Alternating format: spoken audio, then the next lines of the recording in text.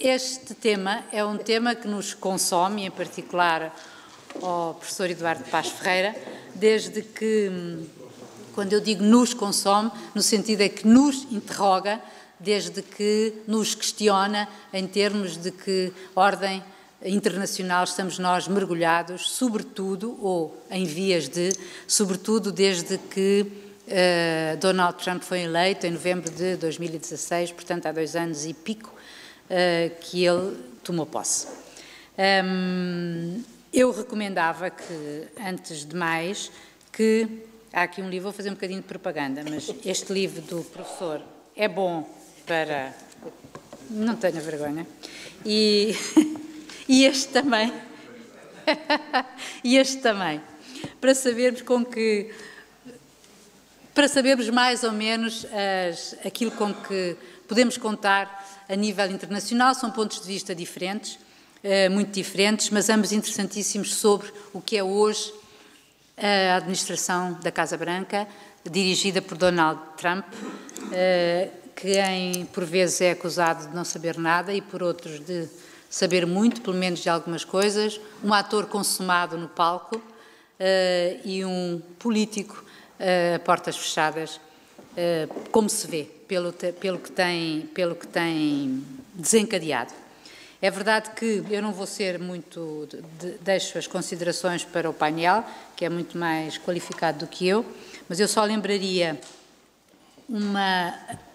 em relação a este tema, que o próprio secretário de Estado de Trump, o segundo, não é, depois de Tillerson, o Mike Pompeo, que era o ex-diretor da CIA e que ele nomeou para secretário de Estado, esteve no mês passado em Bruxelas e anunciou que Trump prometia uma nova ordem liberal mundial. Portanto, quando sabemos que o discurso de antiglobalismo que faz Trump, e fê-lo na ONU, em que ele é contra as organizações internacionais que conhecemos, a ONU, o FMI, a União Europeia, a União Africana, a OMC, e que apenas se manifesta a favor da NATO, do SWIFT e do Tratado de Proliferação e da sociedade como aquilo tem contra a proliferação nuclear, nós não sabemos bem, e que quer uma nova ordem baseada em Estados soberanos e não nas instituições multilaterais, que foi aquilo que nós nos habituámos, e que, portanto, considera o Brexit como um exemplo do fracasso ou da ineficácia das organizações supranacionais. Eu só gostava de destacar uma coisa que Mike Pompeo, destacou neste discurso e que eu acho que no meio disto tudo tem imensa validade para nós repensarmos, que é o sistema internacional, tal como está configurado hoje em dia, funciona? E deixava esta pergunta, ou este começo, para o nosso primeiro orador, o embaixador Francisco Seixas da Costa. Muito obrigado, Luísa Meireles, muito obrigado, Eduardo, por este convite para estar aqui. O Eduardo tem a teimosia de nos reunir sobre Trump desde há 2 anos para cá, o que nos permite revisitarmos-nos também relativamente àquilo que eram as nossas expectativas, ou falta delas, no que tocante ao novo presidente americano. Se nós olharmos para trás, para aquilo que era a realidade, ou que nos parecia ser a realidade, no momento em que Trump assumiu funções, nós temos que concluir por uma boa notícia. Em 2 anos não houve guerra provocada por Trump. Na altura, há 2 anos, todos nós achávamos que a probabilidade de uma guerra de qualquer sentido, na altura lembram-se que era a questão da Coreia, que estava na agenda, mas também alguma precipitação possível face à China, mas a Coreia era a coisa mais evidente, tendo em conta aquilo que tinha sido o discurso pré-eleitoral. Mas não há guerra. A má notícia, se esta é a boa notícia, a má notícia de facto é Trump conseguiu criar uma quebra de confiança à escala global inédita em qualquer presidente americano. E isso é profundamente detrimental para aquilo que tinha sido uma ordem internacional que os Estados Unidos, no fundo, tinham aculturado por todo o mundo a seguir à Segunda Guerra Mundial. E, portanto, é essa mesma ordem que é posta em causa pela potência que não se esperava que fosse a potência mais revisionista de todo este processo, e que são os Estados Unidos. Mas há 2 anos também, se repararem bem, o grande problema punha-se em relação à concretização por parte de Trump da ameaça quase de sair da NATO, de romper com a NATO. A NATO era uma organização obsoleta, era uma organização sem sentido, independentemente dos Estados-membros também não pagarem as suas contribuições devidas, mas havia uma desconfiança global sobre a importância estratégica da NATO. Na altura, isso era visto muito ligada à questão da Rússia e a um certo sentido que aparentemente vinha dos lados de Trump, de que a Rússia, sendo um poder adversarial, não era um poder inimigo. E na altura Trump tinha, como se lembram, um discurso face à Rússia que assustava muito daquele da Europa, do centro e leste da Europa, e um discurso que colocava em dúvida sobre se os Estados Unidos não iam criar uma espécie de uma parceria com a Rússia que substituísse, digamos, em alguns setores, aquilo que era o equilíbrio que se estava formado, e em particular no Médio Oriente. As coisas não correram exatamente assim. Trump recuou no tocante à Rússia, no tocante à NATO, e de certo modo também em relação à Rússia, mas não deixou de tirar as suas conclusões relativamente ao ambiente de confiança que existia no passado com os seus parceiros europeus, em particular.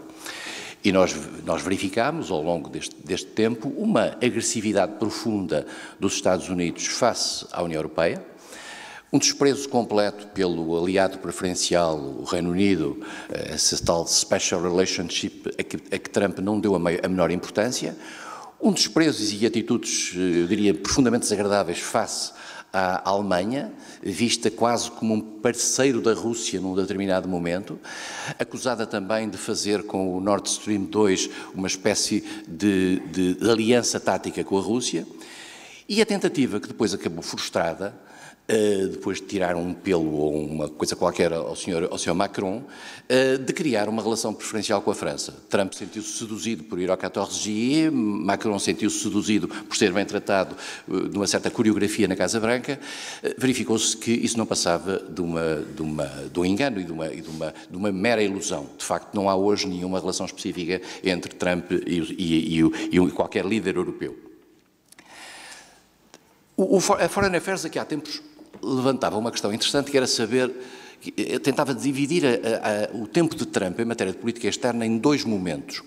O primeiro momento era o momento de Trump ainda condicionado relativamente pela máquina institucional americana.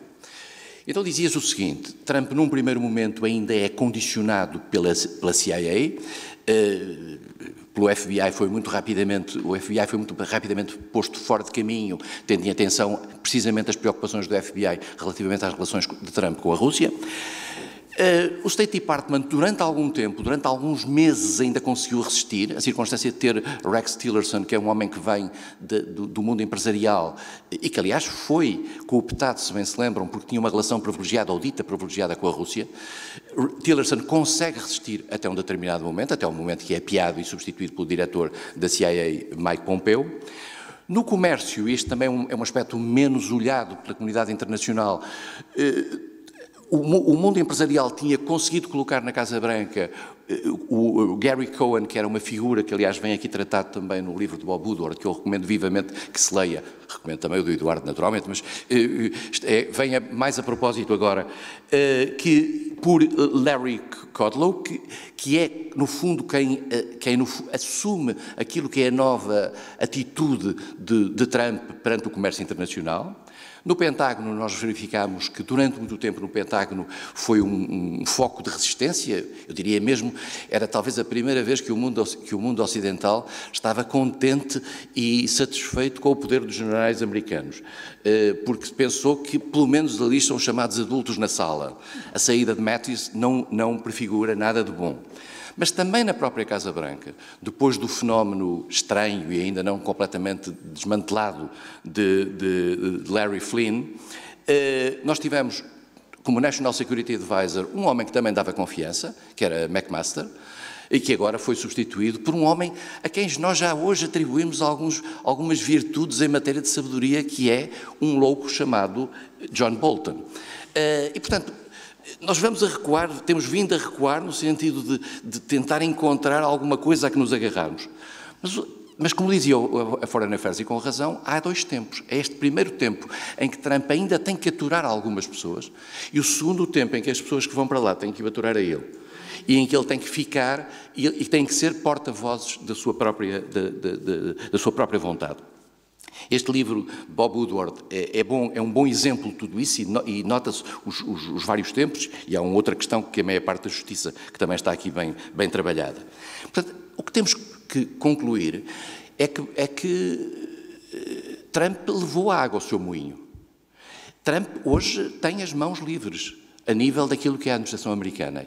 E a noção que havia de que o peso das instituições e a capacidade dessas mesmas instituições para o travarem seria suficiente, não, nós verificamos hoje que o único elemento que verdadeiramente ainda o condiciona é esta suspeição que está em curso e cuja investigação está em curso relativamente à possibilidade da sua ligação ou da ligação dos que lhe são próximos à Rússia e o modo como isto pode ou não vir a projetar-se sobre o seu mandato. Mas fora disso, Trump tem praticamente as mãos livres. Dirão, mas muitas das coisas que fez, o mundo reagiu, sei lá, relativamente à questão do Irão, afastou-se do acordo nuclear com o Irão que tinha feito com as potências europeias, mas, de certo modo, ficou isolado. Eu não sei se ficou isolado, é que no caso do acordo com o Irão, se repararem bem, muitas empresas que estavam a operar no Irão, empresas europeias, não obstante os seus próprios governos dizerem nós mantemos o acordo, essas mesmas empresas europeias já estão a sair do Irão. Porque a força dos Estados Unidos, como poder à escala global, é muito grande e condiciona tudo independentemente de ter razão ou não. E este ponto é um ponto importante. Os Estados Unidos têm um forte poder constrangente à escala global. E quero-vos dizer uma coisa que é a minha convicção profunda.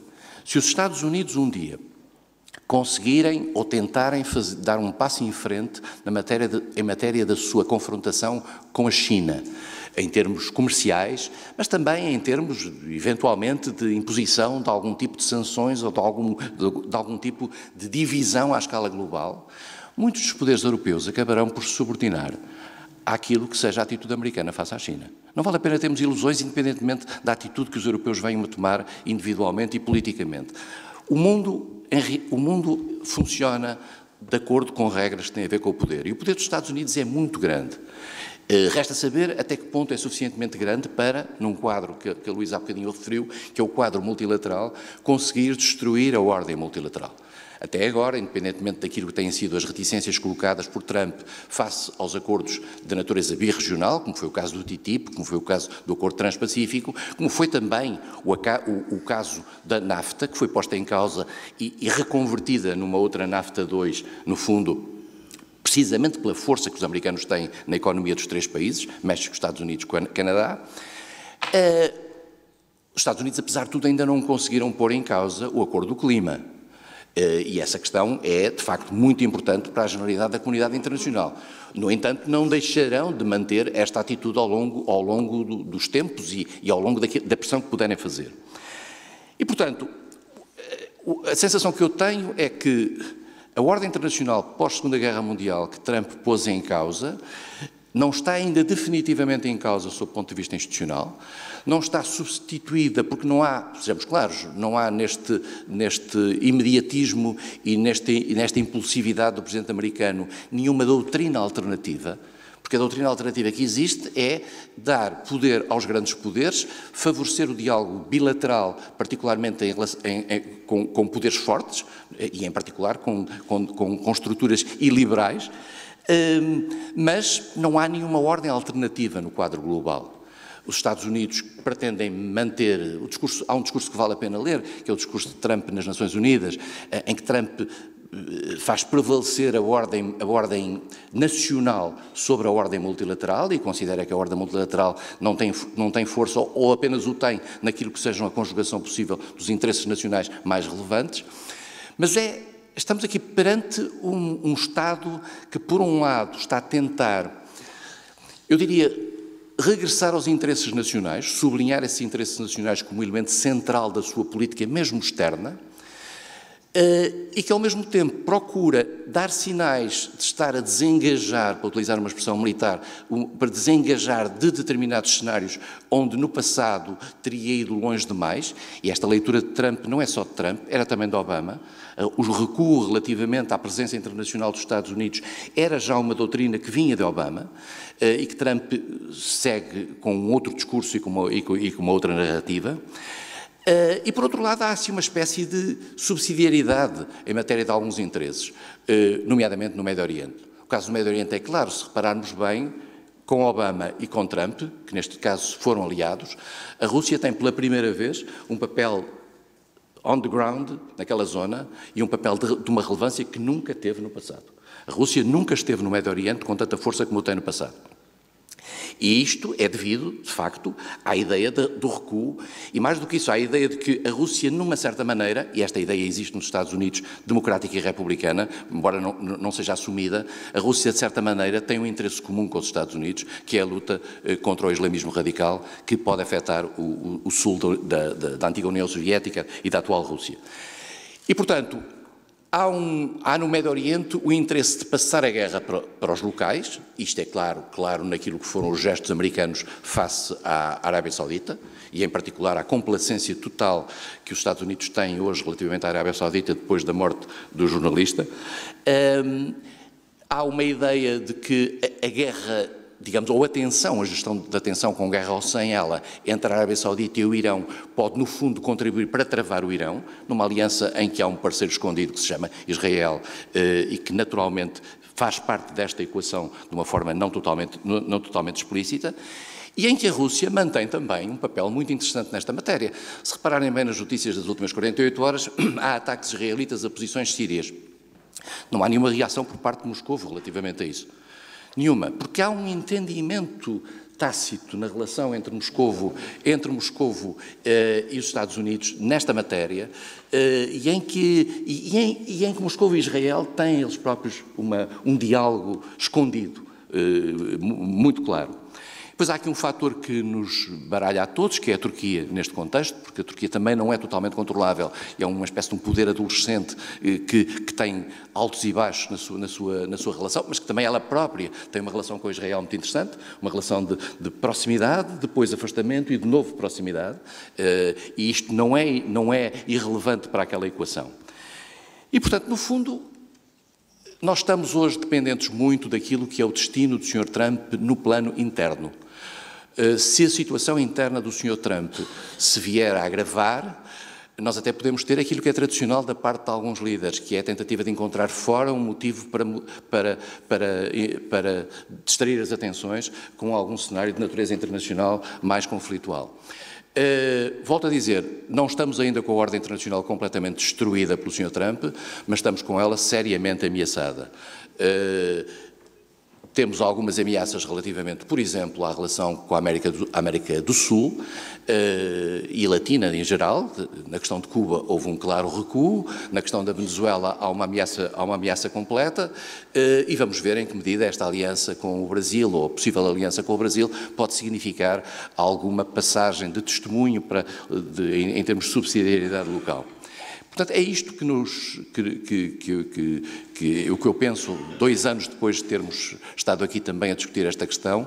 Acho que, apesar de tudo, a ordem internacional não está totalmente subvertida e os Estados Unidos não conseguiram até hoje colocar ou federar uma ordem internacional alternativa que possa pôr em causa institucionalmente aquilo que é o quadro multilateral e, em particular, o quadro das Nações Unidas. Podemos entrar num tempo, digamos, de pousio no plano multilateral, mas não me parece que isso esteja em causa neste momento.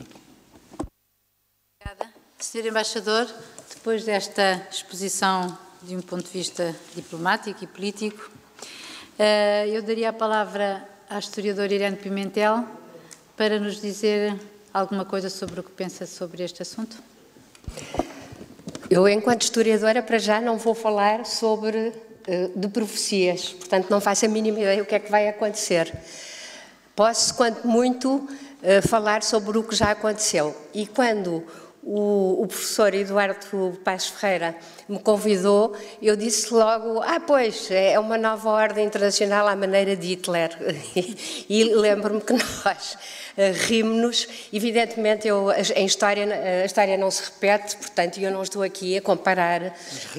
Mas rima.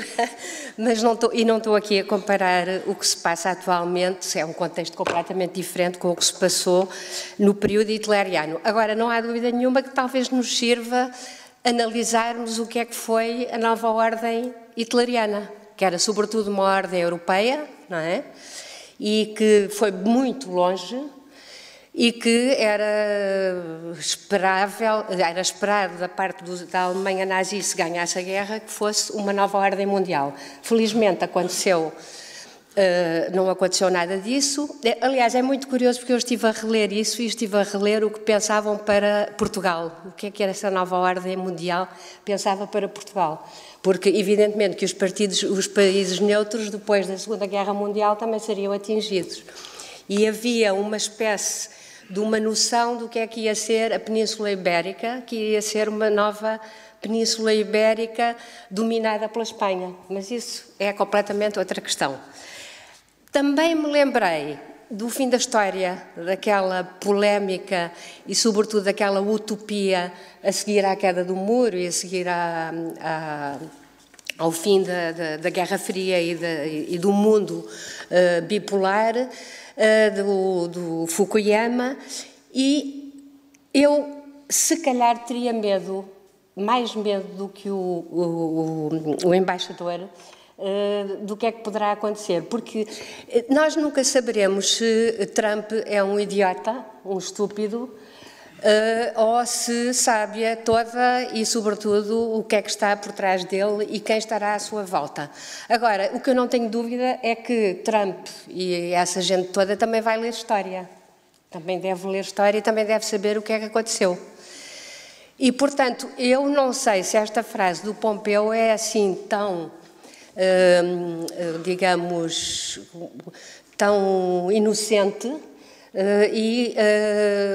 para, ao fim e ao cabo, apaziguar os europeus, porque os europeus estão em pânico e acho que têm muita razão para estarem em pânico. Especialmente a partir de maio nós vamos ter novas eleições e se esperar o horror que se espera relativamente a essas eleições, então como é que vai ser relativamente aos Estados Unidos?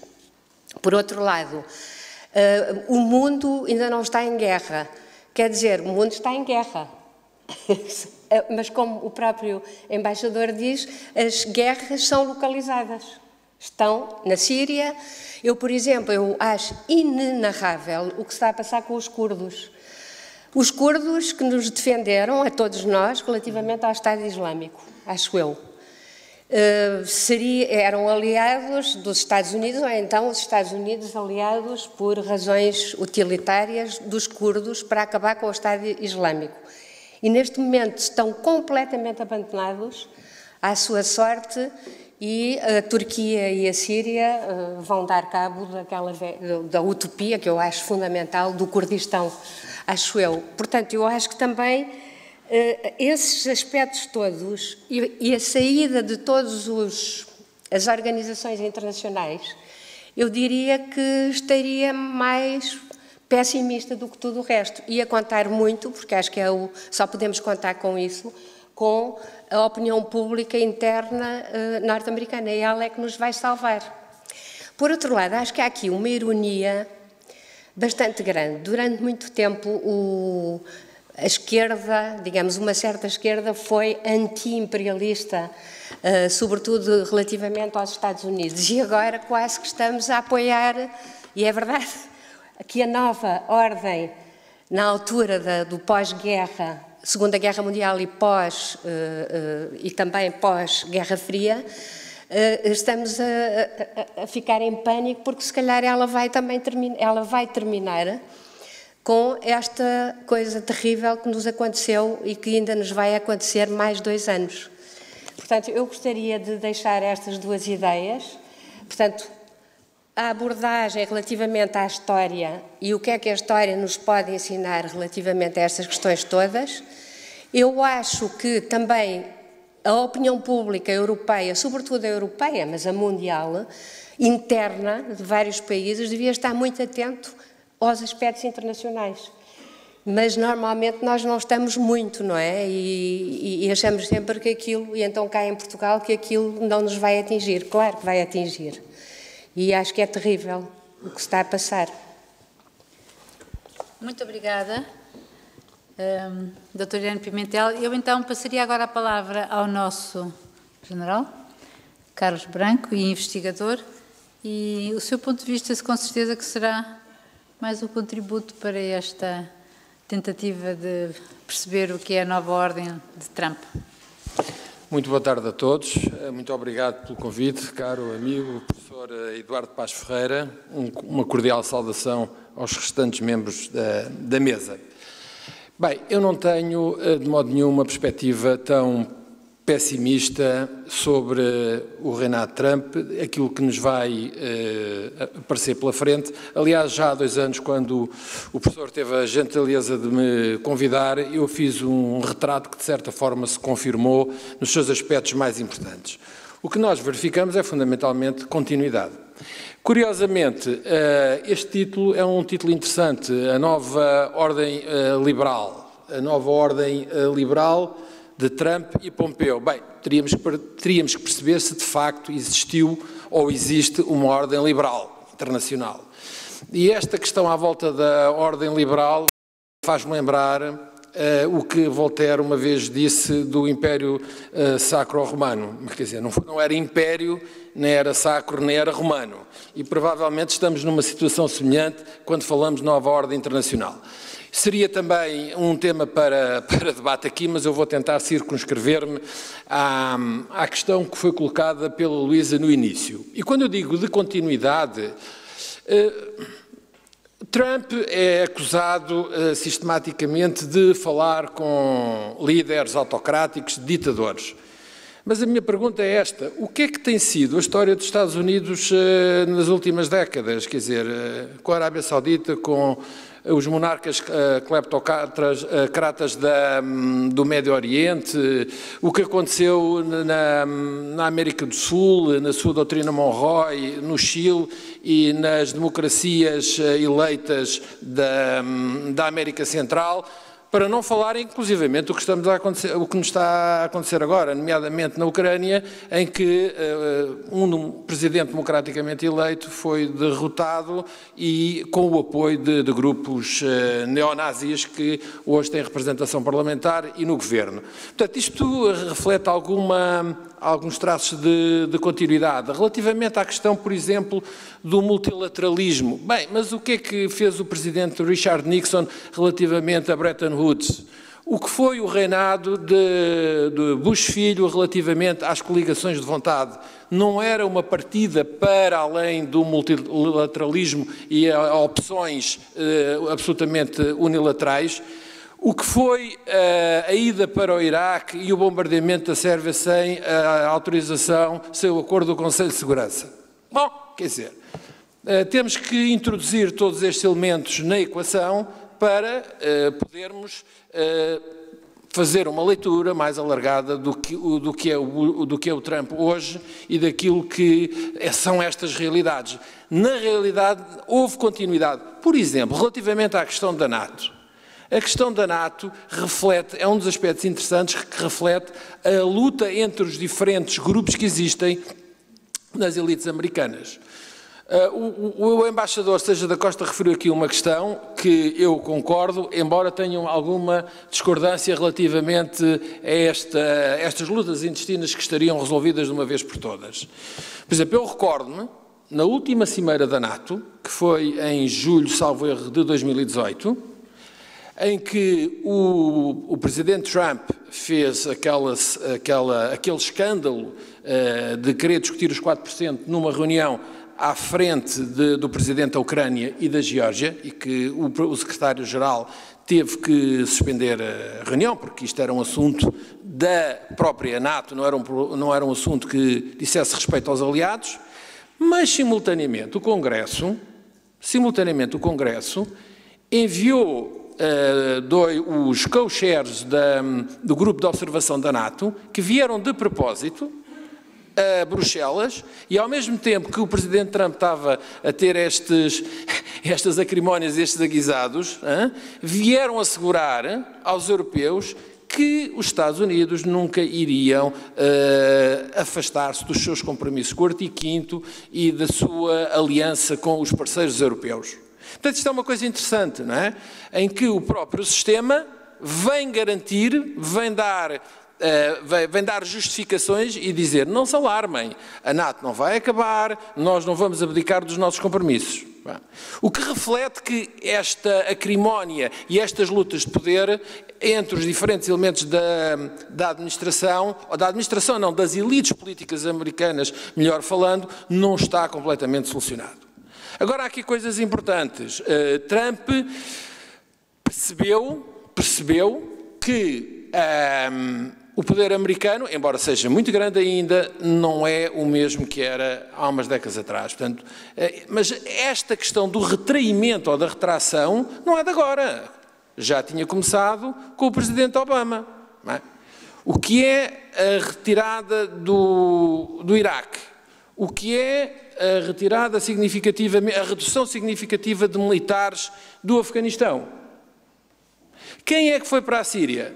Foi o Presidente Obama, depois houve de facto um acordo com o Presidente Putin, mas todas estas circunstâncias que nós estamos agora aqui a falar têm uma continuidade. O que acontece é que o Presidente Trump, por exemplo, relativamente ao contingente no Afeganistão, declarou que ia reduzir para metade e relativamente à Síria, declarou que vai retirar-se de uma forma completa, mas isso ainda não sabemos exatamente os modos em que isso vai acontecer. Bom, portanto, há outra questão também relevante, é que quando o terrorismo deixa de ser a grande ameaça para voltarmos à nova power politics, a great power competition, o Trump percebe que, de facto, o grande desafiador da ordem internacional é a China, não é a Rússia. E, portanto, é bom que os europeus percebam que a Rússia não é ameaça. A Rússia são 144 milhões de habitantes, estão num declínio demográfico e económico, têm, de facto, as bombas atómicas, mas isso tem que se ver numa lógica de defesa. A Rússia tem uma fronteira tremenda que vem lá de cima das planícies da Europa Central, passa pelo Cáucaso e vai a tudo o que é, neste caso concreto, a Ásia Central. Portanto, tem um espaço tremendo, tem um conflito permanente com a China relativamente às suas fronteiras, porque de um lado estão algumas dezenas de milhares de habitantes, do outro estão milhões, que de uma forma discreta e silenciosa invadem todos os dias a Rússia e lhe roubam, nomeadamente, madeira para uma série de coisas. Portanto, isto para dizer que a Rússia tem uma série de ameaças e está fundamentalmente preocupada na defesa do seu quintal securitário. Ou seja, não deixar que lhe ponham uns mísseis, por exemplo, em Tbilisi. Já têm o sistema antimíssil. Isso é outra coisa interessante. Relativamente ainda à NATO, não houve alteração nenhuma. Não houve alteração nenhuma relativamente às políticas que foram acordadas, tanto em Varsóvia como em Gales. Não houve retrocesso absolutamente nenhum. Os exercícios continuam-se a manter, há um reforço do dispositivo da NATO junto às fronteiras da Rússia e da Bielorrússia. O escudo antimíssil não foi alterado, está-se a cumprir, está-se a desenvolver exatamente com o calendário que tinha sido inicialmente previsto. Isto são coisas que foram definidas durante o reinado, salvo seja, do Presidente Obama. Portanto, isto para dizer que na prática há continuidade. Portanto, não há rupturas. E daí que eu não vejo de uma forma dramática, nem de uma forma extremamente preocupada a atual situação. Outro dado interessante é com a Coreia, não é? É que no caso da Coreia, em que havia basicamente três situações, ou se deixava a Coreia reforçar, ou se deixava, ou se ia para uma situação de conflito, ou negociava-se. O Presidente Trump vai negociar com a Coreia e consegue uma situação que não está completamente resolvida, mas aliviou de uma forma significativamente as tensões. Bom, e é neste quadro que nós temos que perceber a atual, eu não gostaria de lhe chamar guerra comercial com a China, mas o Trump percebeu uma coisa, ou de facto resolve os problemas com a China nesta altura, daqui a 15 anos vai ser tarde, vai ser impossível. Isto, aliás, transporta-nos para uma discussão que é chamada armadilha do Tucídides, que está muito na moda. O que acontece é que os Estados Unidos estão numa posição estratégica, numa grande estratégia de retração, que começou... Atenção, retração não é acomodação, é retração. Para quê? Seguindo o velho princípio leninista de um passo atrás e dois em frente, é exatamente isso que está a acontecer. Aliás, há evidência histórica sobre as transições de poder que se verificaram ao longo da história. E como é 40% das grandes potências que fizeram a retração para depois a seguir tomar a iniciativa estratégica, está devidamente estudada. E eu penso que é exatamente o que está a passar nesta altura, neste período histórico que estamos a viver. Curiosamente, o Dom João I foi o primeiro indivíduo a perceber o que era a retração, por forma a preservar o que era fundamentável e continuar na sua política hegemónica, ou de primazia. Haveria mais uma série de coisas para dizer, mas eu provavelmente ficava para já por aqui. Muito obrigado, Sr. General. Foi, de facto, cumpriu à risca 10 minutos e trouxe-nos uma perspectiva muito interessante sobre a ordem de Trump e que nos coloca também a nós, portugueses, nos interroga também sobre, nomeadamente, na relação com a China como inimigo ou como adversário principal. Não sei se Rui Tavares, faz favor, dê-nos o seu ponto de vista. Muito obrigado, Luísa. Obrigado ao professor Eduardo Paz Ferreira, à Faculdade de Direito, ao Instituto Europeu. Eu creio que estamos a viver uma fase de interregno, aquela que o Gramsci definia na sua famosa frase como sendo uma época de crise, cujo problema é precisamente o de o velho ainda não ter morrido e o novo ainda não ter conseguido nascer. Dizia ele que entre o velho não morrer e o novo não conseguir nascer, se davam toda a espécie de fenómenos mórbidos. Portanto, de certa forma, Trump e o trumpismo são um fenómeno mórbido do facto de estarmos numa fase de interregno que nós sentimos que é de transição entre um mundo que nós nos perguntamos se ainda funciona, não é? A Luísa pergunta, o sistema internacional ainda funciona, um outro mundo qualquer que nós não conseguimos bem entrever e não conseguimos adivinhar se é de tragédia ou se é de alguma forma de utopia. No interregno aparecem estes fenómenos que nos pretendem atirar para um passado, para uma espécie de passado mítico, no qual, aliás, a própria figura do Trump se encaixa muito bem. O Trump é alguém que vive com uma espécie de nostalgia pela sua própria juventude, até pela aparência da juventude. Um bocadinho a ideia de que se eu que estou a ficar calvo e barrigudo meter um capachinho, a pança também me desaparece. Porque é como se magicamente, miticamente, eu fizesse ali tomasse um gesto simbólico que me atirava para o tempo em que eu era mais jovem. Mas, curiosamente, o eleitorado, os vários eleitorados, também vão fazendo isso nos Estados Unidos e noutros países. Se nós tivermos um presidente que se pareça com a figura masculina dos anos 50, se calhar somos atirados de volta para os anos 50. Os Estados Unidos voltam a ser como eram nos anos 50 ou nos anos 60, quando ser uma superpotência era uma coisa que se fazia sem esforço, quando as relações sociais dentro dos Estados Unidos estavam relativamente congeladas, e hoje estamos no dia de Martin Luther King, Martin Luther King definia essas relações sociais congeladas nos Estados Unidos, não só no Sul, mas nos Estados Unidos, como aquela resposta, e ele chamava-lhe, como é que ele chamava? Um passarinho psicológico, diz ele num discurso seu, que diz ao trabalhador branco e pobre dos Estados Unidos, que vive sob o impacto da dificuldade de fazer a vida e que nos anos 50 e 60 foi relativamente fácil, depois foi-se tornando mais difícil transitar da classe baixa para a classe média, como no pós-guerra foi imediatamente fácil, e o que ele diz é que aquilo que as elites têm a oferecer ao tal trabalhador branco pobre é o passarinho psicológico do racismo. A ideia de que, por mais difícil que a sua vida seja, ele, na hierarquia simbólica, política, social dos anos 50, ao menos pode sempre considerar-se como estando num lugar acima, na hierarquia, dos negros americanos. A ilusão de que isso é sustentável criou e manteve uma série de fenómenos mórbidos na política americana nos anos 60 e 70, de que hoje nos lembramos pouco, como aquele governador Wallace, cuja plataforma eleitoral era segregação ontem, segregação hoje, segregação sempre, segregação amanhã.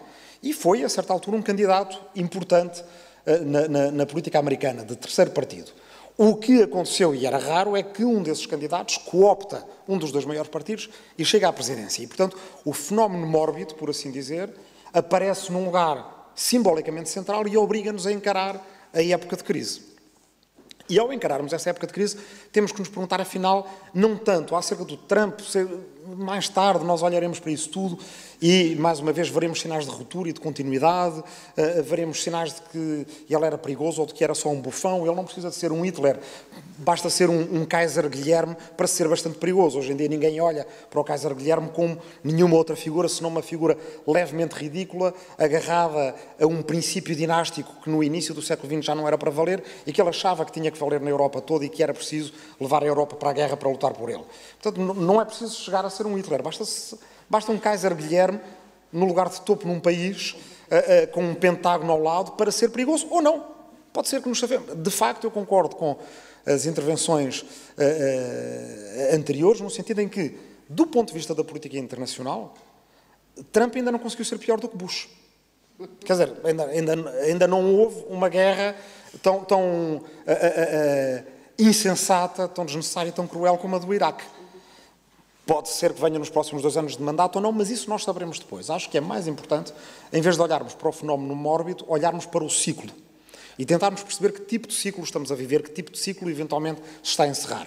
É ele um ciclo curto, como os de expansão e contração na economia? É um ciclo um bocadinho mais longo, já geracional, que nos traz à maior recessão desde a Grande Depressão e, portanto, traz alguns fenómenos que nós às vezes identificamos com os anos 20 ou 30, ou é um ciclo mais longo ainda, um ciclo que eu diria secular, no qual nós estamos a ver o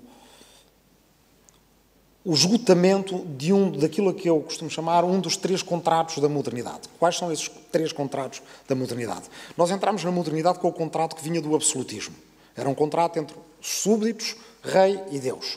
É aquele contrato que o terremoto de Lisboa prova, ou Voltaire usa o terremoto de Lisboa para provar que não tinha validade. A ideia daquele contrato, quando há uma ruptura no padrão normal das coisas, nós temos que obedecer mais ao rei e ser mais leais, adorar mais Deus.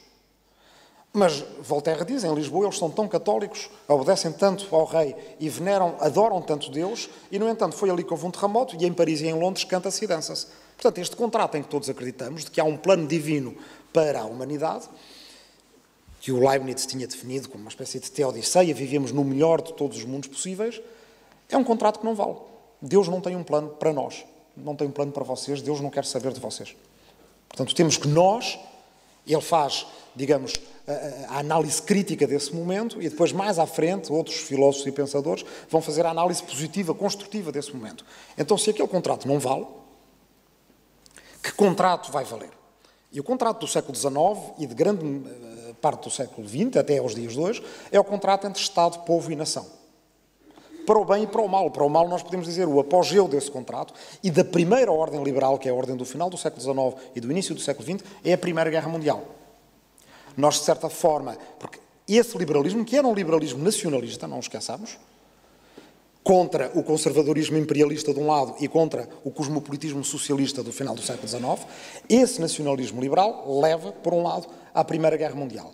E depois é um tipo de pós-liberalismo já de consenso com a social-democracia, que é o liberalismo de Keynes e de Roosevelt, que são liberais e sociais-democratas ao mesmo tempo, liberais no sentido anglo-americano e no sentido antigo da palavra que queria dizer generoso, e não laissez-faire, laissez-passer, egoísmo e capitalismo descontrolado, é esse que cria outra espécie de apogeu, desta vez positivo, do contrato entre Estado, povo e nação, que é o New Deal de Roosevelt. Que, quando ele explica nas suas conversas à lareira, para a rádio, utilizando o novo meio da rádio, quando ele explica, por exemplo, o que é a segurança social, ele explica de uma maneira que para mim é quase poesia, para nós todos é quase poesia. $1 do patrão, $1 do trabalhador, e se houver doença, morte ou desemprego, o governo gera aquele fundo e está ali como rede de segurança para toda a gente.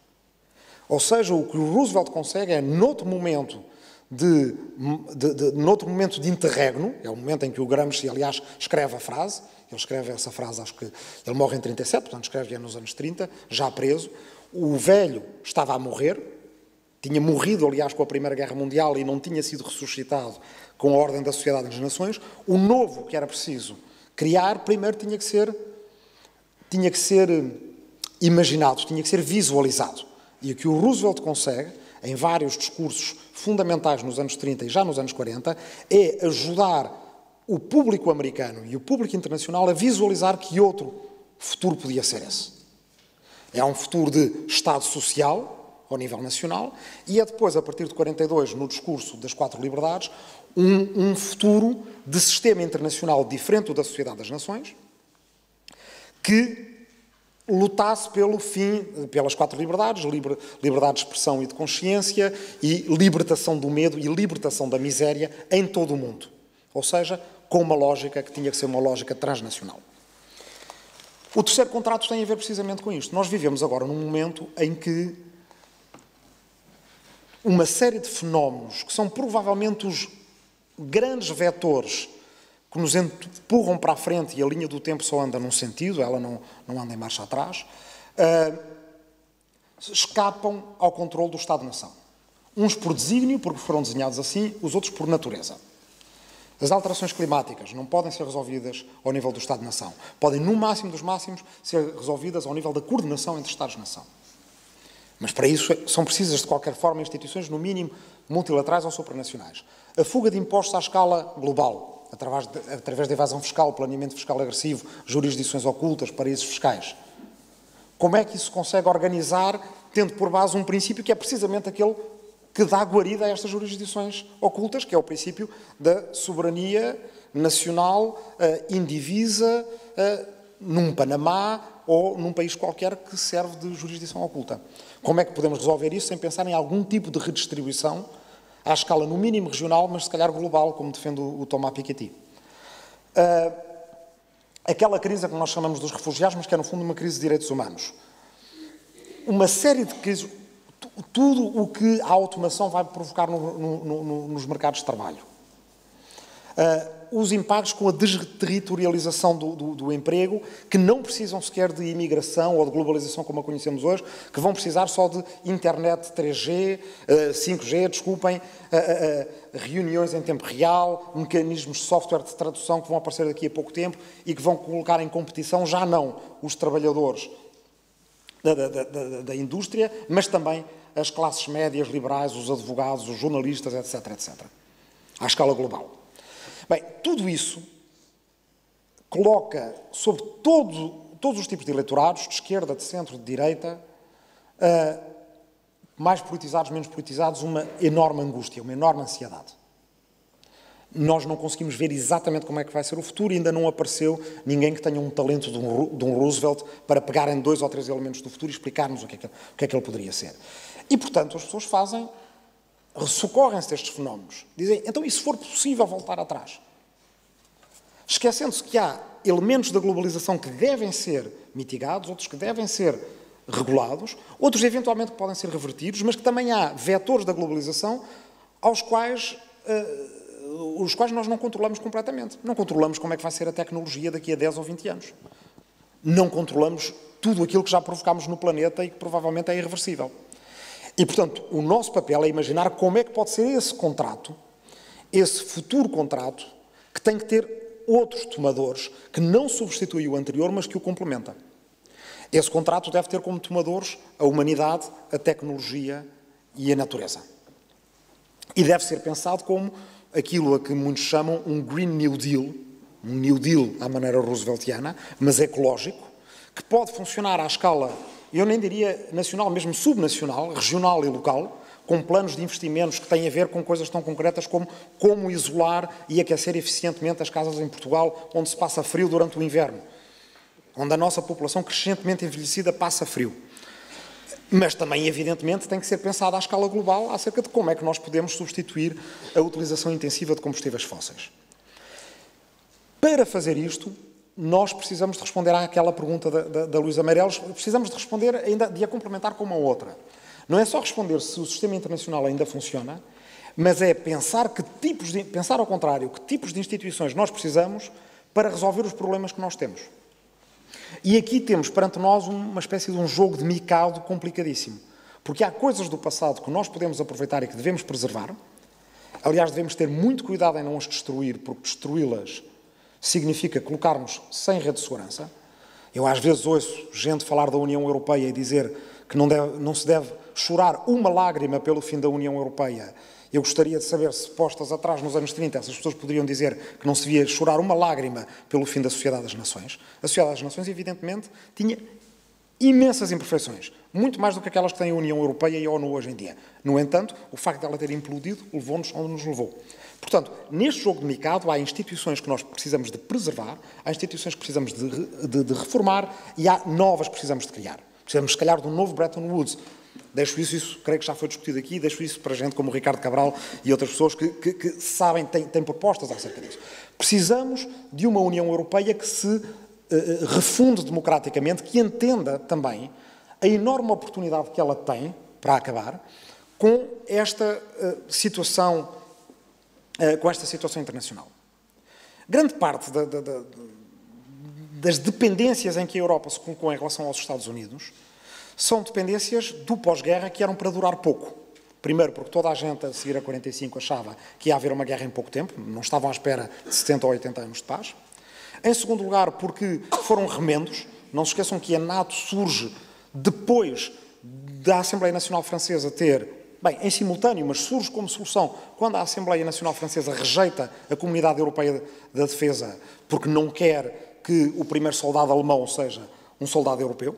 E, portanto, essa Comunidade Europeia da Defesa de que falam hoje em dia, ela estava a ser falada nos anos 50 e foi rejeitada, e por isso a França não quis partilhar a nível europeu com a Alemanha, acabou num lugar subalterno em relação a uma NATO dominada pelos Estados Unidos.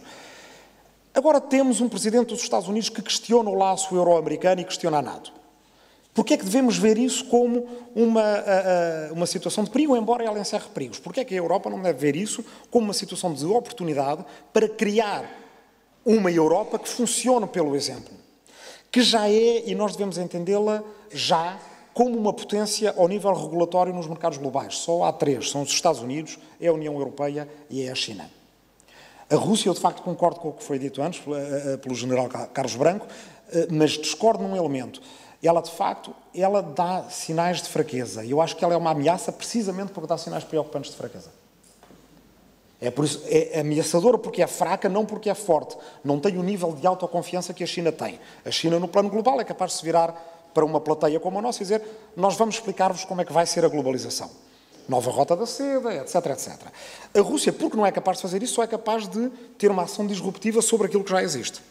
Bem, termino dizendo que o catastrofismo em que nós estamos mergulhados não nos ajuda. O fatalismo em relação ao futuro da Europa não nos ajuda, porque não nos podemos queixar, depois de termos sido catastrofistas e fatalistas, não nos podemos queixar que o eleitorado reaja dizendo: então, se isto vai ser uma desgraça, vou fechar a porta de casa e não entra mais ninguém aqui, no meu país, no meu continente, na minha casa. Porque toda a gente, os pensadores, os políticos, os opinadores, nos estão a dizer que isto vai ser uma desgraça. E, portanto, eu reajo naturalmente em relação a esse prenúncio de tragédia, fechando as portas e votando em quem diz que vai fechar as portas. Precisamos urgentemente de sair da armadilha catastrofista que nós próprios nos colocamos, começar a pôr carne e osso neste Green New Deal que nós precisamos para o futuro, para que as pessoas possam voltar a acreditar que pode haver uma maneira de termos mundo para todos, planeta para todos, recursos para todos e uma Europa que funcione de forma autónoma e independente em relação ao antigo poder hegemónico dos Estados Unidos. É para esse futuro que temos que começar a olhar. Obrigado.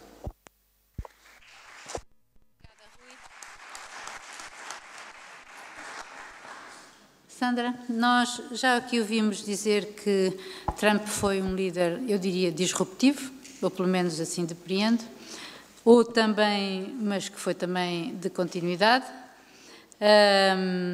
Rui Tavares disse mesmo que, pelo menos, não foi pior que Bush. Nós sabemos que Bush chegou ao poder através de um mecanismo mais ou menos armadilhado, que havia um projeto por trás para ser implantado. Com Trump a coisa foi mais de surpresa, independentemente de ter havido ou de haver um plano por trás, que não se sabe se vai sendo feito ao sabor das circunstâncias ou se não existe de todo. No meio de tudo isto, que ordem é esta que estamos a assistir? Muito obrigada, Luísa. Eu queria só, antes de... Já sei que muitas vezes temos este vício, antes de responder à pergunta, dizemos alguma coisa, mas eu não vou resistir só a agradecer ao professor Paz Ferreira, porque ele tem sido responsável nestes últimos 2 anos, não é apenas por nos obrigar a pensar no Trump e em perguntas como esta que a Luísa acaba de colocar, obriga-nos a confrontar com as nossas próprias reflexões que vamos fazendo aqui ano após ano e que depois revisitamos no momento de voltar aqui, e isso é um exercício muito interessante até de distanciamento, de humildade, de crítica, e não há muitas pessoas a obrigar-nos a fazer isto. Não há muitas pessoas.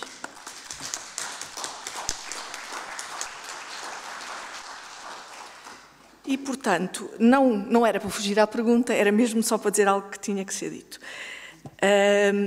Eu tendo a concordar que... não sei se notaram que a Luísa agora ao falar falou do Trump no passado, não é? Nós vamos a meio do mandato. Às vezes os nossos desejos de ver algo um pouco mais de acordo com os nossos princípios e com o que achamos que faria melhor não apenas aos Estados Unidos, mas ao mundo, levam-nos a tentar ver pelas costas algo que ainda por cima depois tem aspectos muito claros negativos, como todo o conservadorismo que se anuncia desde a primeira hora. Não houve, de facto, a tal guerra devastadora, nuclear ou outra. Lembro-me que há 2 anos nós até isso temíamos, não é? Mas, em termos do conservadorismo, em tudo o que tem a ver com as questões dos direitos, das minorias, dos migrantes, etc., tudo tem vindo a preocupar-nos crescentemente, como se anunciava. Mas, ao mesmo tempo que existe isto, existe também todo um conjunto de continuidades que já foram aqui mais do que apresentadas e que eu até chamarei continuidades não da ordem liberal ou da nova ordem liberal, mas da velha desordem liberal, isto é, da desordem liberal a que nós temos estado habituados, mas depois ela tem muitas nuances na forma como Trump atua. E porquê? Porque aqui, o esforço que aqui se pedia e também agora vou beneficiar do embaixador Seixas da Costa e do general Carlos Branco já terem falado muito também em detalhe de várias zonas do globo, mapeando um pouco a política internacional de Trump. Aquilo que nos era aqui um pouco pedido, justamente juntando a Trump, Mike Pompeo, para tentar focar-nos nesta dimensão da política externa, da diplomacia, desta dimensão internacional, era que nós tentássemos fazer um esforço de compreensão sobre, e este NOVA aponta para aí, sobre de que forma estão a ser desafiados vários elementos do sistema internacional por uma liderança que se quer afirmar num momento em que essa liderança é desafiada e o ciclo económico vai mudar, não é? Já terão falado isto na parte da manhã que infelizmente não pude assistir, mas em que essa liderança é desafiada em particular pela China, como é evidente, não é? Mas que tem depois também muitos outros problemas. E Trump tem esta novidade de associar ao tal conservadorismo de que falei a flexibilidade estratégica que se deixa ter em alguns dos aspectos de continuidade que sempre houve na política externa americana, porque, ao mesmo tempo, está num período em que, para ter aquilo que ele chama a liderança forte, e o Mike Pompeo voltou a falar disto agora recentemente, a tal liderança forte com amigos e aliados, porque precisa de, para exercer, tem que ser eleito. O jogo democrático tem esta vantagem, não é? Por muito que se queira ter aspectos muito disruptivos, tem que se agradar a quem é a sua base eleitoral e, portanto, isto depois introduz uma série de contradições nas várias políticas que são seguidas. Não é... E por isso é que Trump também é um objeto difícil de analisar e em que, muitas vezes, nós... Se há de facto aspectos em que é muito simples dizer há um extremo conservadorismo, por exemplo, há outros em que a própria forma de desafiar a ordem liberal ou a ordem neoliberal introduz elementos que permitem pôr em causa atores privilegiados com que se relaciona, instituições privilegiadas com que se relaciona, tratados, instituições e até para agradar alguma da sua base eleitoral fazer críticas das quais é difícil nós em relação às quais é difícil nós não acompanharmos.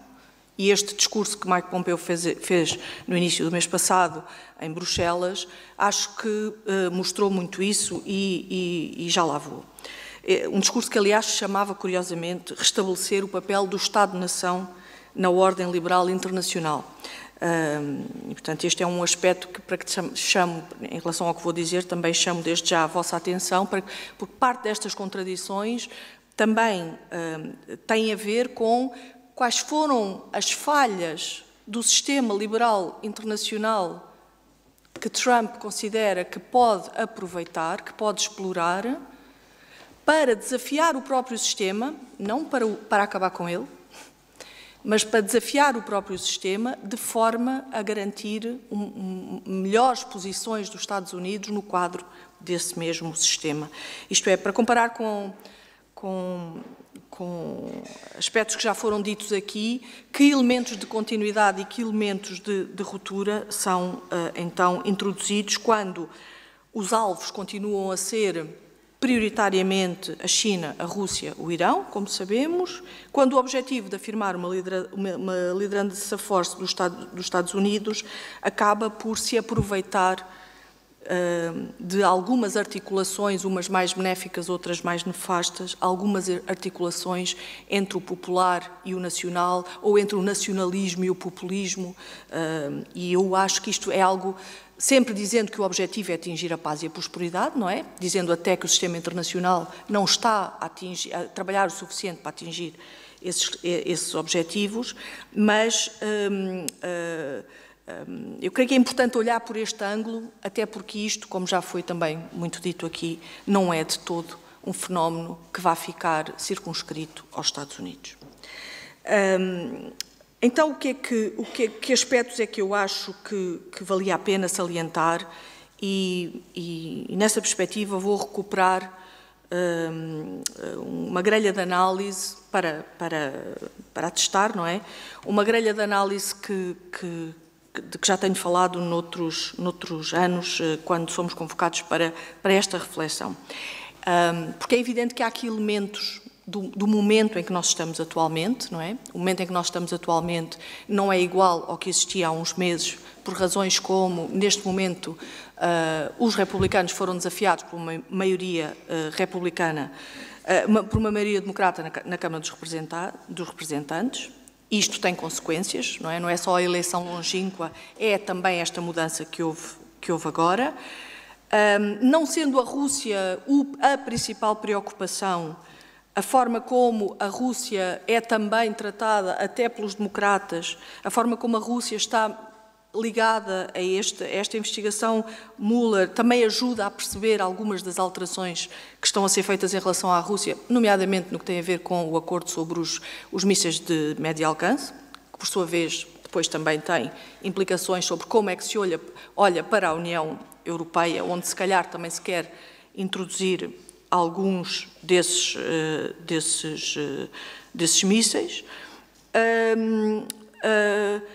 O momento é também de uma radicalização progressiva em Israel, com todas as consequências que isso tem para o Médio Oriente, mas pode também ter consequências internas, porque os judeus americanos não acompanharão necessariamente essa radicalização, mas depois com todas as consequências que tem essa radicalização de Israel no Médio Oriente, com o que já foi dito, sobre ainda hoje, ou ontem, houve o ataque às posições iranianas na Síria, etc.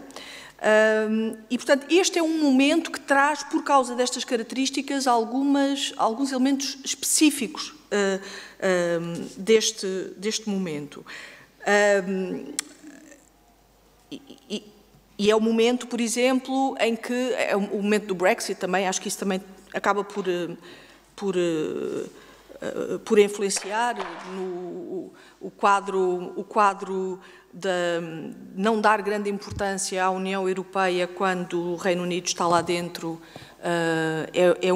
O quadro de haver uma possibilidade do Reino Unido sair da União Europeia introduz aqui, creio que também, questões que este mesmo discurso de Mike Pompeo em Bruxelas revela, não é? Portanto, a forma como ele faz uma crítica à burocracia de Bruxelas,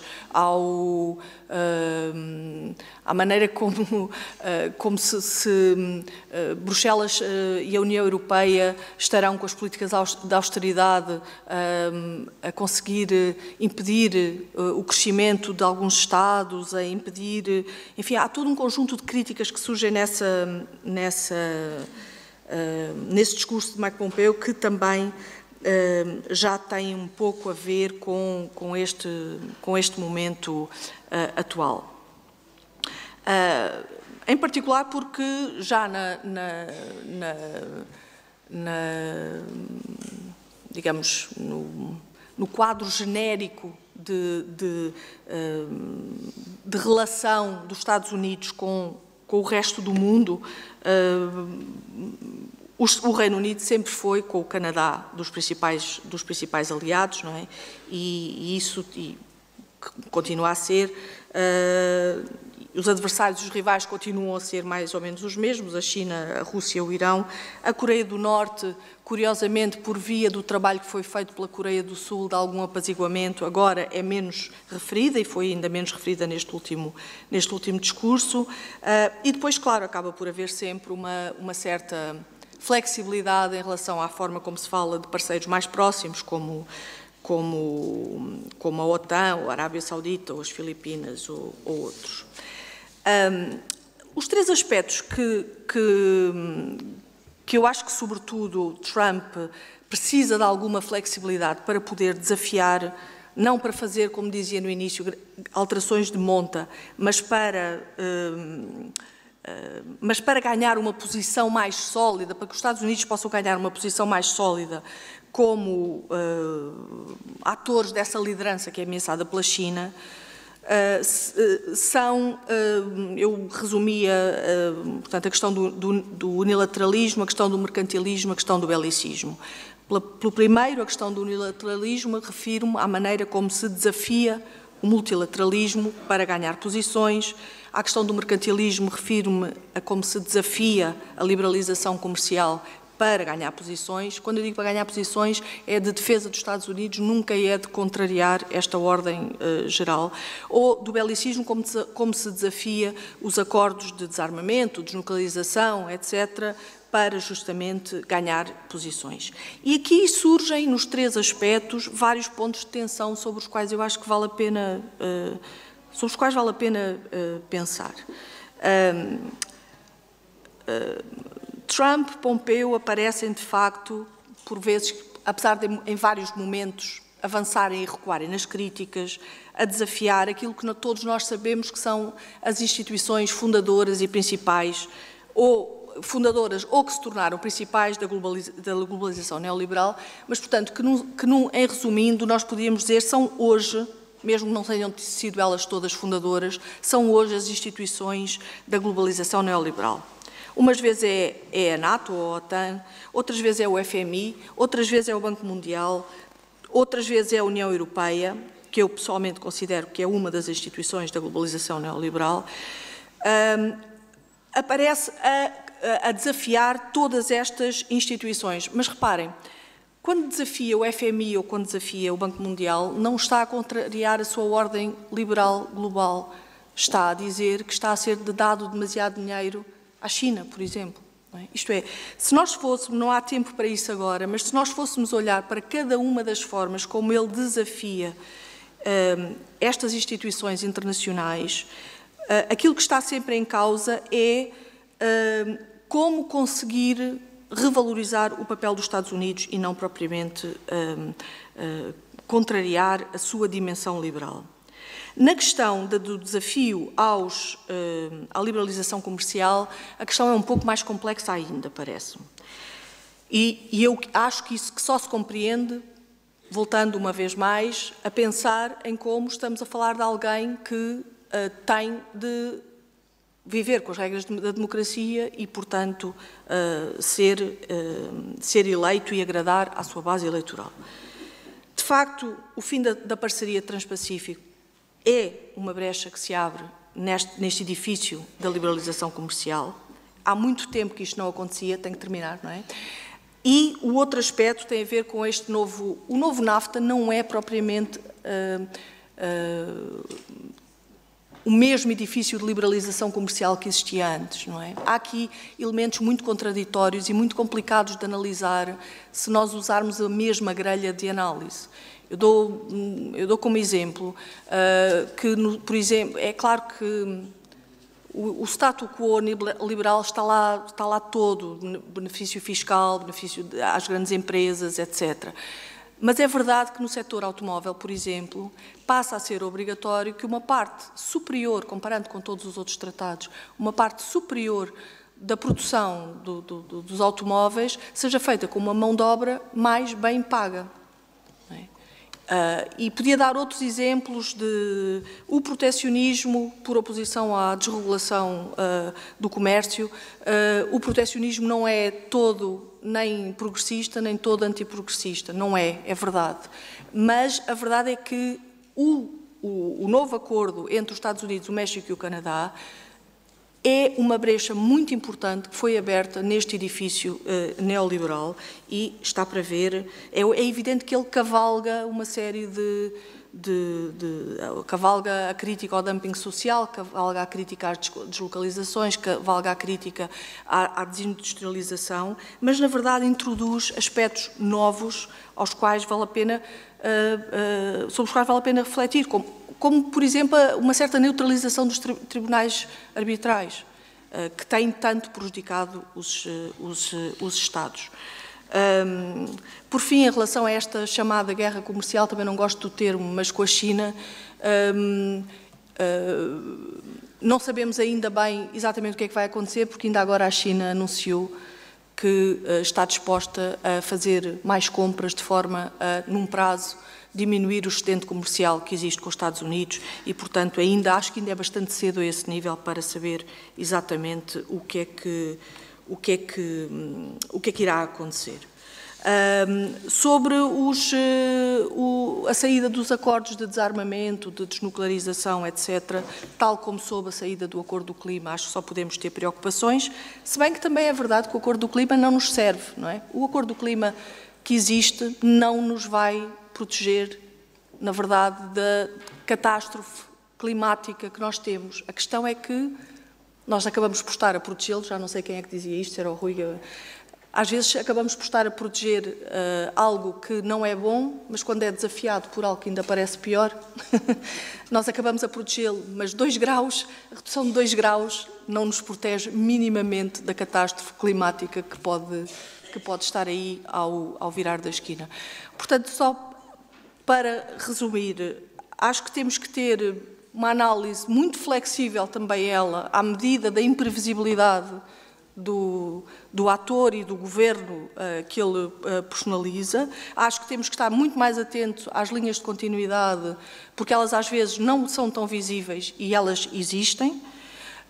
Acho também que temos que estar atentos a quais são, apesar de virem de quem vem, estar atentos a críticas que são justas, que identificam falhas do sistema atual e que não deviam ter a resposta que ele personifica, deviam ter outra. Obrigada.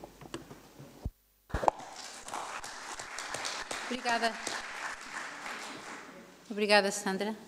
Eu, há bocado, quando falei no passado, tinha em conta a eleição propriamente dita.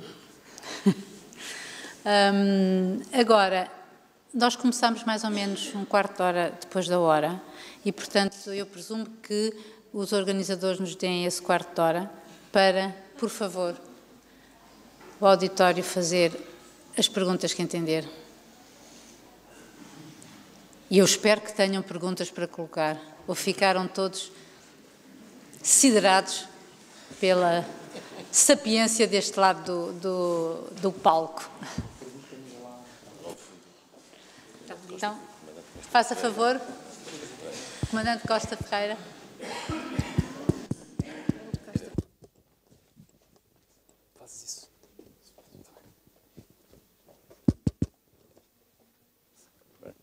Desculpe tê-lo obrigado a esta maratona.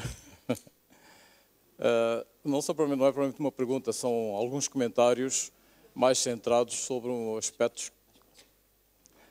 Alguns comentários mais centrados sobre aspectos que nos interessam a todos nós. E são essencialmente sobre a questão nuclear e o seu controle por Trump.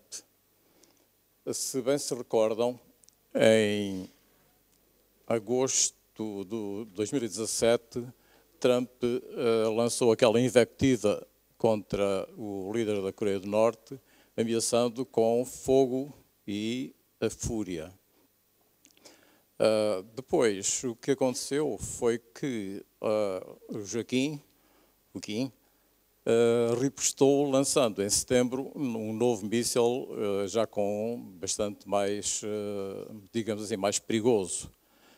Mas esse lançamento foi observado, curiosamente, naturalmente à distância, pelo general Hyten, que é o comandante supremo das forças nucleares dos Estados Unidos, e pelo secretário de Estado de Defesa, Mattis, aquele que acabou agora por se demitir. Talvez não tenha sido por acaso que depois, em novembro, também ainda de 2017, o general Hyten tenha declarado, numa reunião técnica, digamos assim, que se Donald Trump, aliás gosto mais de chamar Donald Twitter, tivesse, porventura, lhe desse uma ordem de lançar um ataque nuclear, ele poderia questionar a legalidade dessa ordem. E depois, explicando um pouco melhor, imaginava um diálogo com Donald Trump, no qual ele referia melhor quais seriam os pormenores daquilo que ele consideraria a admissão de ilegalidade. Em termos, agora ainda continuando a ser cronológicos, em janeiro dá-se um fenómeno ao qual dá-se um acontecimento ao qual não foi dada muita importância, que foi o falso alarme no Havaí sobre o lançamento de um míssil, supostamente vindo da Coreia do Norte, ao qual eu, procurando seguir com alguma atenção quais tinham sido as reações nos Estados Unidos, tanto no campo militar como na imprensa, achei que aquilo tinha passado muito desapercebido, não propriamente pelo facto de ter sido um falso alarme, mas pela reação muito estranha, tanto de Trump como dos altos funcionários e generais, relativamente àquele incidente. Continuando ainda esta pequena cronologia, depois, se a memória não me falha, em agosto do ano passado, dá-se também mais um episódio relacionado com o Kim. Sim? Está bem. Então, acelerando, está bem. Só para citar que estamos, ainda há mais algumas questões que se passam neste aspecto, com o facto, principalmente a mais relevante, é de o chefe de Estado das Forças Armadas dos Estados Unidos ter designado o general Hayton, o tal da parte nuclear, para, em vez de um comitê, digamos assim, de apreciação dos lançamentos, ser ele o único responsável. Ou seja, as pessoas estão lá preocupadas e nós aqui também devemos estar, porque o Trump, já toda a gente percebeu, até pelas vossas intervenções, que quando acusado, dá sinais de alta imprevisibilidade. Nunca se sabe o que é que o seu par, neste caso, Joaquim, poderá fazer, mas o facto é que desse lado ou de qualquer outro lado podem surgir situações que nos podem pôr a todos nós em risco. Trump acusado, felizmente, parece haver sinais de controle interno nos Estados Unidos, tanto do lado republicano como do lado democrata, para coartarem quaisquer aventuras do Trump que se estendam excessivamente, como seja o caso do fecho do Governo Federal. E muito obrigado pela sua chamada de atenção, não me vou alongar. Muito obrigado.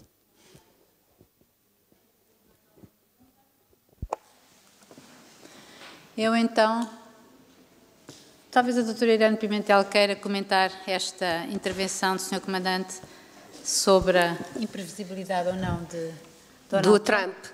Eu não me conformo muito, estando nesta mesa. Eu acho que pairou, de um modo geral, uma impressão de que ou éramos catastrofistas quando criticávamos ou condenávamos Trump, ou então, desculpa, Sandra, mas eu estou completamente em desacordo contigo quando defendes ao fim e ao cabo que o inimigo do meu inimigo, meu amigo é. Não defendeste completamente isso, mas aproximaste disso. E eu justamente é que o ódio ao liberalismo e à ordem liberal existe. E existe à esquerda e existe à direita. E penso que Trump, uma das coisas muito inteligentes que está a fazer é justamente criticar essa ordem liberal. Que eu diria, dizendo que defende essa obra liberal. Eu diria que ele está a defender uma ordem iliberal. E eu agora só encontro uma forma de ir contra isso tudo ao lembrar a ruptura e não continuidade, a ruptura moral que Trump praticou nos Estados Unidos e que é uma ruptura moral de egoísmo, de xenofobia, de nacionalismo, de ver unicamente o seu lado e que corresponde em coincidência também com o que se passa na Europa, e eu acho que isso não estarei a ser catastrofista quando temo o que é que sai daqui, especialmente nas próximas eleições europeias, que é o que temos mais próximo. Eu acho que a não defesa das organizações internacionais, porque elas funcionam mal, a não defesa da ordem, digamos, antiga, do pós-Segunda Guerra Mundial ou pós-Guerra Fria, vai provocar uma passividade e uma ausência completa de resistência a um fenómeno como Trump. Eu acho que é o que eu gostaria de dizer, porque eu não estou nada otimista e acho que pairou aqui toda uma onda de otimismo e, inclusive, é de achar que, provavelmente, há uma continuidade relativamente ao que antecedeu, e eu não estou de acordo com isso. Acho que houve uma ruptura bastante grande e que está a ocorrer, e continua a ocorrer. Sr. General, já que nos falou de continuidade, quer falar? Eu não vou responder Tucur, porque a argumentação seria morosa. De qualquer forma, há algumas questões que eu gostaria de colocar em cima da mesa. Em primeiro lugar, eu não acho, aliás, o Trump não é imprevisível. Eu recordo que os princípios que ele está agora a pôr em prática já os manifestou publicamente há 30 anos, quando pagou uns artigos no Washington Post, no New York Times e no Boston Globe, em que ele dizia exatamente o que diz hoje. E a questão dos free riders, etc, etc. Portanto, tudo isso já estava plasmado há muito tempo. Além disso, há um suporte doutrinário, que é o Jacksonismo, é assim que se diz, que, digamos, define as premissas e os fundamentos do seu pensamento. Não estou a dizer que me revejo nesse pensamento, bem pelo contrário, nem o estou a defender, estou simplesmente a constatar o facto. Portanto, o Trump é um ator político racional e discordo em absoluto que seja um indivíduo imprevisível. Agora, há outra coisa, que são as circunstâncias, e muitas das vezes os políticos têm que definir em termos das circunstâncias, que é outra questão diferente. Por outro lado, ainda relativamente à política externa dos Estados Unidos, eu acho que isto é um caso típico de offshore balance, porque, e é exatamente o que os seus antecessores fizeram.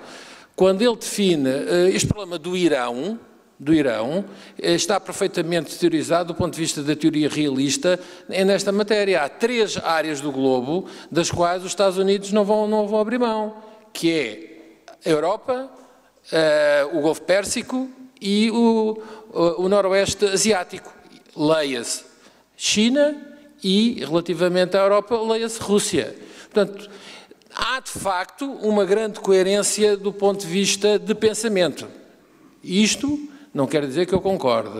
Além disso, eu gostaria de dizer uma coisa. Eu revejo muito no que disse a Sandra e o que disse o Rui Tavares em termos do que deveria ser. E eu não estou aqui a discutir, concordo com eles do que deveria ser, mas eu estou aqui, nesta altura, a discutir o que é. Não estou a falar no meu wishful thinking, mas, de facto, o que é. E o que é que nós temos hoje? Hoje temos uma luta... Outra questão que eu gostaria, antes de elaborar sobre o tema a seguir, que é, nós hoje temos um objetivo dos Estados Unidos que é a primazia e a hegemonia. Esse objetivo continua. Agora, os Estados Unidos têm um problema. Os Estados Unidos gastam 600 bilhões por ano no seu orçamento de defesa e têm 800 bases militares em 70 países, têm cerca de 212 mil soldados fora do seu território e, com isto, gastam a módica quantia de cerca de 300 bilhões, ou seja, metade deste orçamento é para isto. Portanto, o Presidente Trump, quando fala dos free riders e da necessidade dos aliados assumirem determinadas responsabilidades, isto tem uma lógica. Eu volto a dizer, não é que eu concordo com essa lógica, mas ela existe. E temos que perceber o racional deste tipo de decisões e deste tipo de afirmações e deste tipo de política. Outro aspecto que me parece crucial, e que era aquilo que eu ia elaborar há pouco, o grande combate vai ser com a China. E para isto é que nós temos que estar alerta. Porque a China, nesta altura, em 2017, 40% das patentes registadas a nível mundial foram chinesas. A China, há 2 anos consecutivos, que produz mais papers científicos do que os Estados Unidos. E é aqui que vai ser o grande confronto.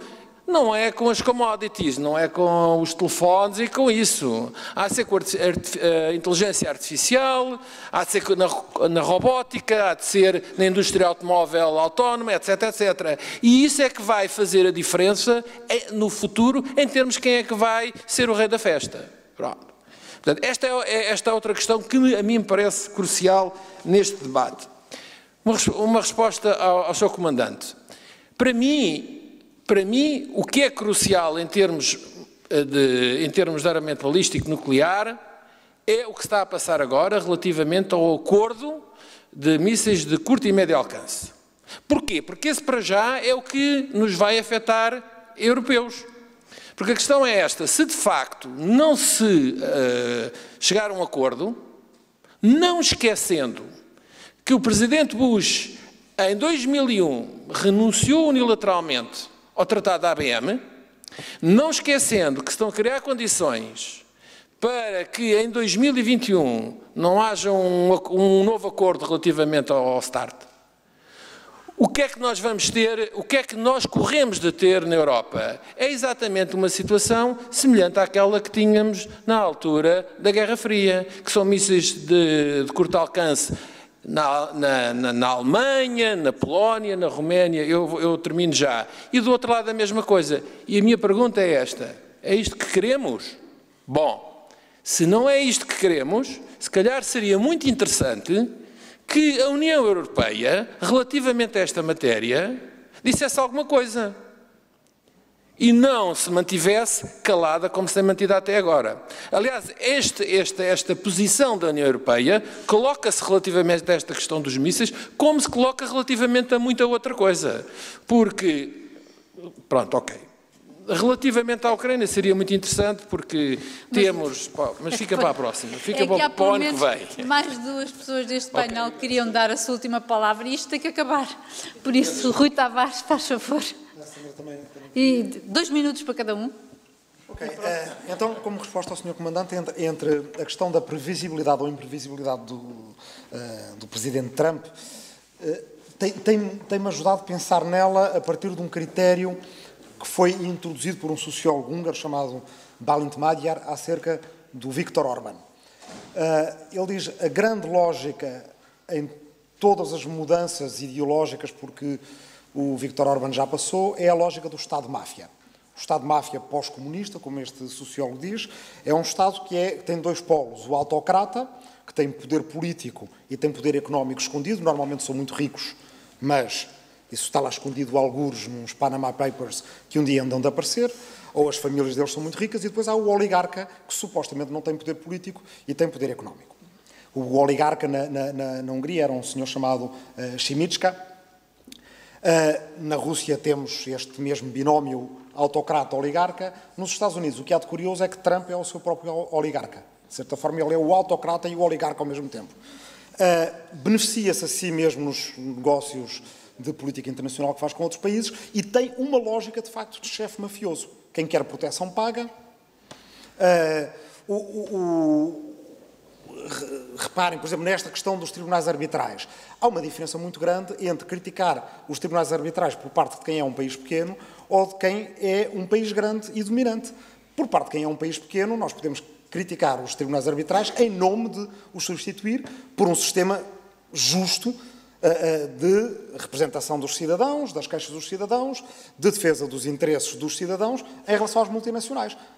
Criticá-lo a partir do lado de Mike Pompeo ou de Trump é a mesma coisa que dizer quero substituir os tribunais arbitrais pela lei do mais forte, em que eu faço um telefonema e digo respeitem a minha empresa ou então a coisa vai fiar de outra maneira. Ou seja, eu dizer restabelecer o papel da família tradicional e dos homens honrados, por exemplo, é uma coisa. Não é? É um bocadinho, é a primeira parte do tal discurso do Mike Pompeo. Restabelecer o papel do Estado-nação.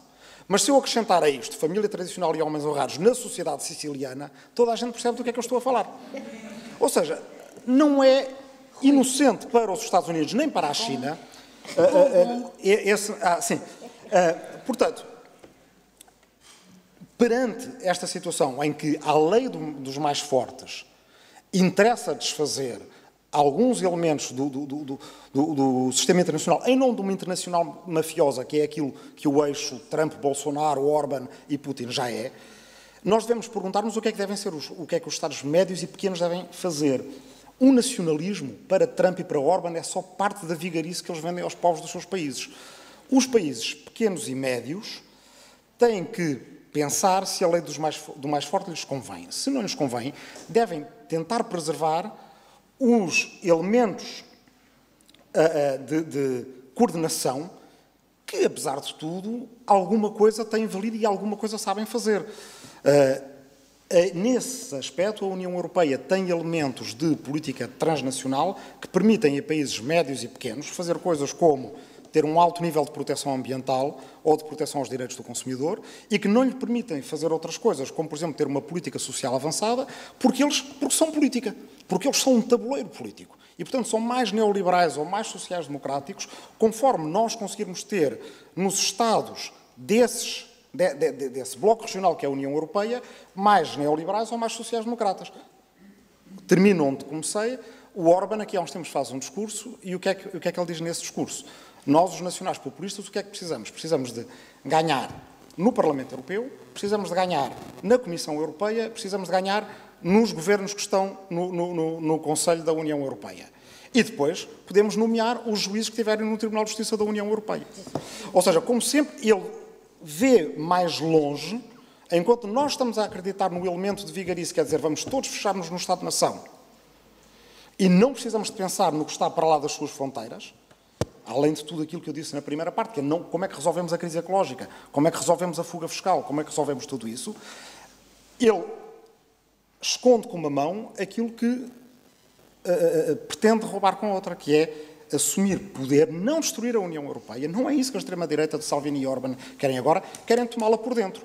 Ao desvalorizarmos a União Europeia como um tabuleiro político, onde também se pode ganhar do lado progressista, estamos a dá-la de mão beijada aos nacionais populistas, que de um momento para o outro verão Salvini vai se transformar de nacionalista em nacionalista europeu, da mesma forma como se transformou de separatista do norte de Itália em nacionalista italiano. Isso são teorias para nós. A eles interessa poder e dinheiro. Muito obrigada, Rui. Sr. Embaixador. 2 minutos mesmo. Primeiro minuto para dizer o seguinte: eu não estou totalmente de acordo com o que o general Carlos Branco disse relativamente à Rússia. A Rússia tem fortes queixas relativamente ao mundo ocidental após a queda do Muro de Berlim e, em particular, após a sua derrota histórica na Guerra Fria. Os Estados Unidos e os países ocidentais em geral, acompanhando os Estados Unidos, não cumpriram aquilo que era, digamos, um conjunto de compromissos que tinham para com a Rússia e que até passavam pelo próprio desenvolvimento da Rússia, no plano económico.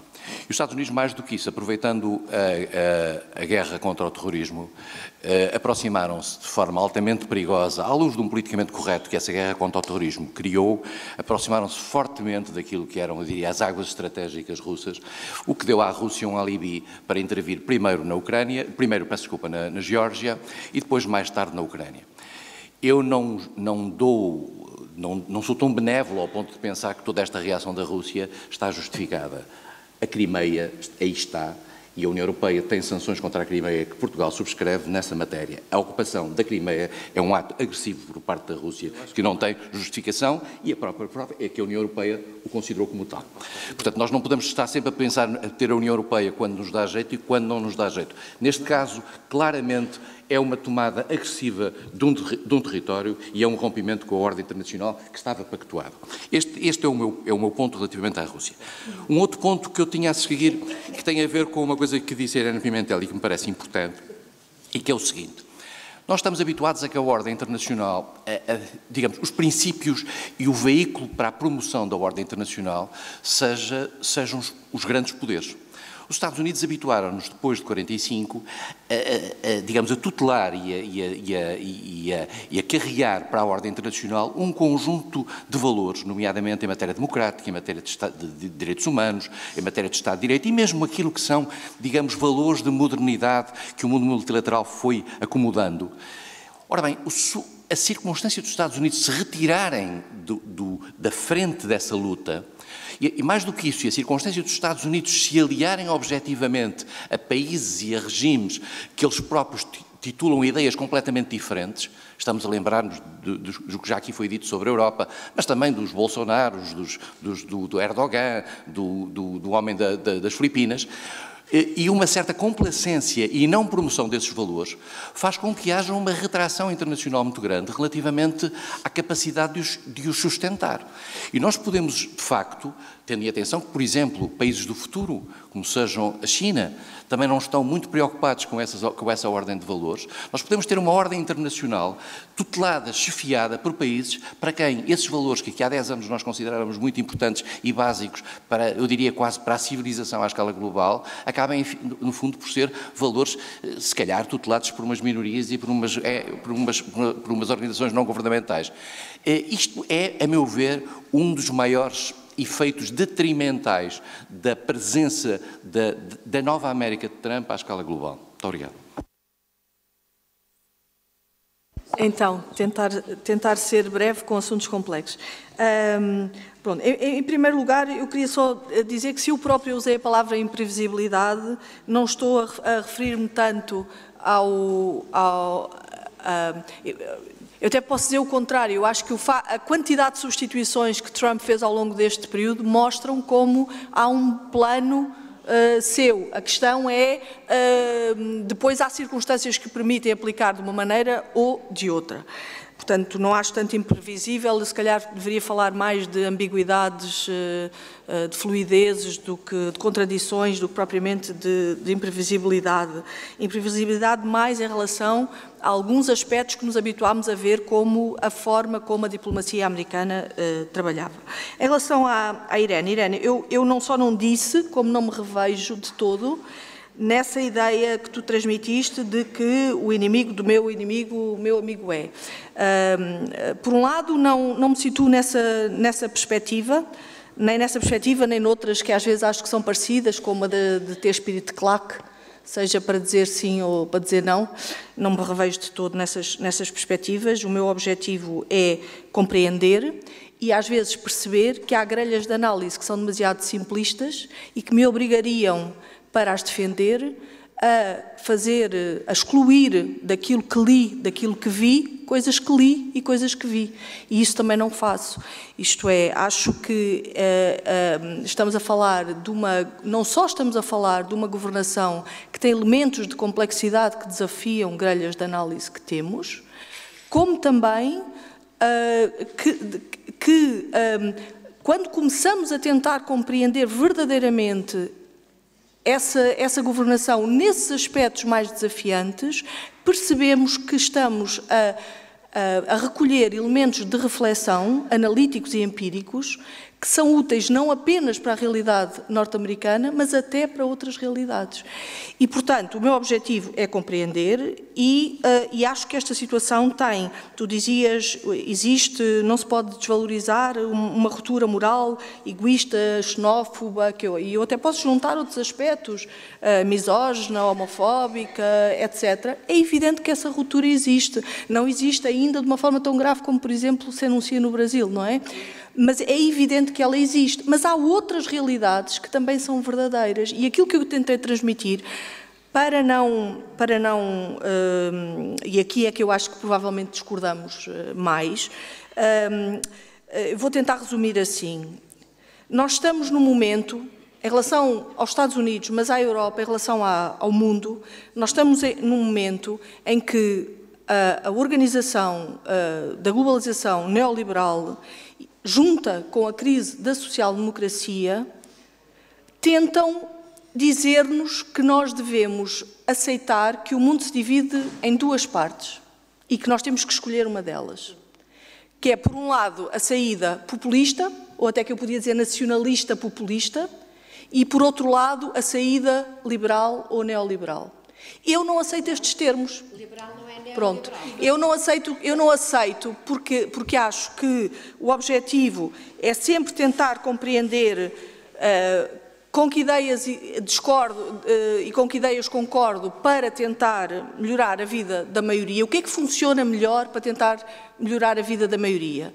E eu acho que nem o populismo nem o liberalismo estão a dar-nos respostas boas e, portanto, o eixo Orbán, Trump, Salvini, Erdogan, Duterte, que ainda agora foi referido, etc., não traz boas respostas, mas, na minha opinião, o eixo Macron, Merkel e Trudeau, podia continuar, também não traz boas respostas e, portanto, acho que não se trata de amigos e inimigos, trata de tentar perceber que a realidade é muito mais complexa do que Eu custa-me imenso parece. este papel de corta ao barato, mas isto é muito... E eu acho que também já ficámos com suficientes pontos de vista diferentes aqui dentro da mesa para, em casa, irmos pensar neles. Muito obrigada.